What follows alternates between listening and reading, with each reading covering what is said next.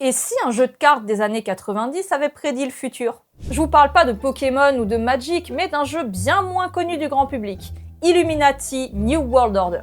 Sorti en 94 chez Steve Jackson Games, c'est un trading card game satirique. Chaque joueur incarne une organisation secrète et doit contrôler le monde. C'est ce que font les organisations secrètes, non? Le concept est fun, plein d'humour noir, avec des rêves politiques, médiatiques et même des catastrophes. Mais le problème, c'est quand certaines cartes semblaient beaucoup trop réalistes, voire prémonitoires.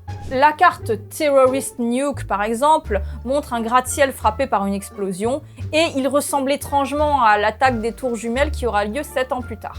Et si ça suffisait pas, une autre représente le Pentagone en flammes. D'autres cartes parlent d'épidémie mondiale, on n'a pas besoin de vous rappeler ces sombres années, ou montrent un personnage ressemblant étrangement à Donald Trump. Évidemment, tous les adeptes de théorie du complot sont au rendez-vous et ne manquent pas de pointer du doigt toutes ces prémonitions. Comme s'il fallait en rajouter et leur donner davantage de preuves qu'on nous manipule. En 90, avant la sortie du jeu, l'éditeur Steve Jackson Games a été perquisitionné par les services secrets américains. En réalité, ça concernait une enquête sur un groupe de hackers. Mais pour ceux qui croivent, c'est la preuve que le jeu en disait trop.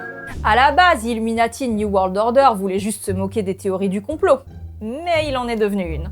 Et forcément, bien que le jeu soit resté assez confidentiel, les cartes prophétiques se vendent aujourd'hui à des très bons prix. Je sais pas vous, mais moi dans les années 90, je collectionnais et échangeais des cartes Pokémon et des feuilles d'idole. Si vous voulez votre petite dose de nostalgie, je vous invite à aller voir la vidéo que j'ai faite sur les indispensables de la cour de récré dans les 90s.